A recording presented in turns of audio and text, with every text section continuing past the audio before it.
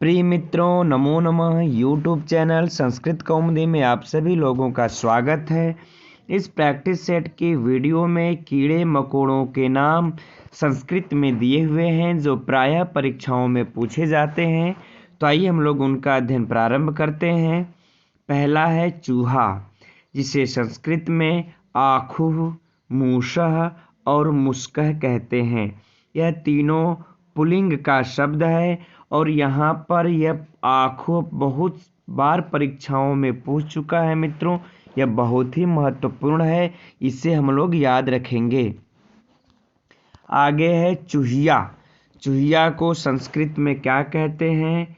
गरिका, मूषा और मुस्का। ये तीनों के तीनों स्त्रीलिंग के शब्द हैं। अब आगे देखते हैं मछली। मछली को संस्कृत में मीनः, मत्स्यः कहते हैं और ये दोनों ही पुल्लिंग के शब्द हैं। तो यह मीनः तो पूछ चुका है मित्रों, लेकिन इतना फेमस पॉपुलर यह शब्द है कि हर किसी को संभवतः यह याद होगा। आइए आगे बढ़ते हैं। अगला है चौथा केकड़ा। केकड़ा भी बहुत ही महत्वपूर्ण है, प्रायः परीक्षा में पूछा जाता है। इसे कुलीरः कहते हैं संस्कृत में और कर्कटकः भी कहते हैं और यह दोनों पुल्लिंग के शब्द हैं, जिसमें से यह कुलीरः परीक्षा में पूछ चुका है मित्रों, इसे भी याद रखेंगे। अगला है पांचवा चींटा।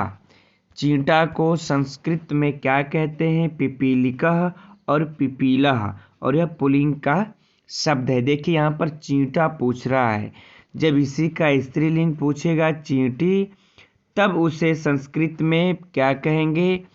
पिपीलिका और पिपीली, और ये जो है स्त्रीलिंग का शब्द है दोनों। तो पिपीलिका माने अर्थात चींटी, और पिपीलिका जब हम बोलेंगे आ जाए पिपीलिका तो चींटा। अब आगे देखते हैं। अगला है केंचुआ। केंचुआ को संस्कृत में किंचुलुकः कहते हैं, गंडूपदः कहते हैं और यह पुल्लिंग का शब्द है। आगे बढ़ते हैं। अगला है सांप।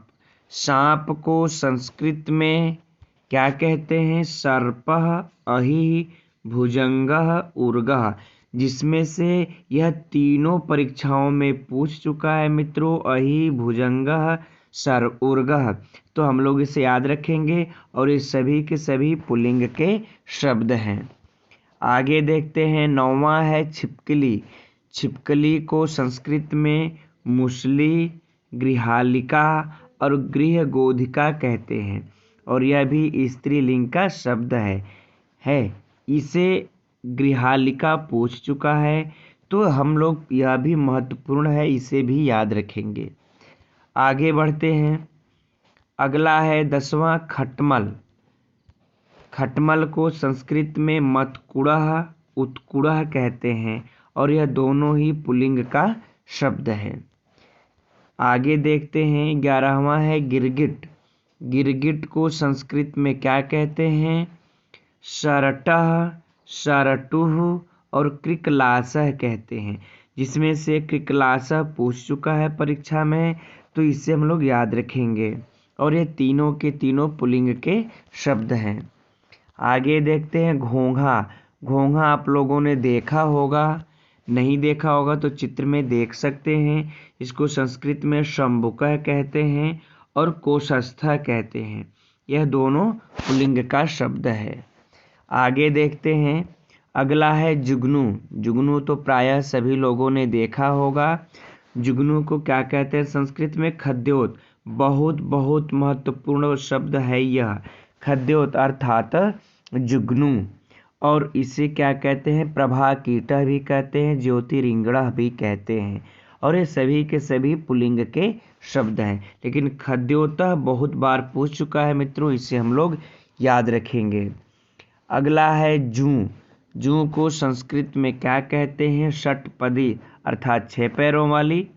केशटः, यूका और ये तीनों के तीनों स्त्रीलिंग के शब्द हैं, जिसमें से यूका और षट्पदी दोनों परीक्षा में पूछ चुका है, इसे भी हम लोग याद रखेंगे। अगला है 15वां तिलचट्टा। तिलचट्टा को संस्कृत में तैलपः कहते हैं और यह पुल्लिंग का शब्द है। आगे बढ़ते हैं। 16 नंबर पर क्या है? तितली। तितली को संस्कृत में क्या कहते हैं? चित्र पतंगः, शलभः, और यह पुल्लिंग का शब्द है। आगे बढ़ते हैं। बर्रे, जिसको बोलते हैं बर्रा या बर्रे कहते हैं, प्रायः सभी लोग देखे होंगे, नहीं तो चित्र में देख सकते हैं।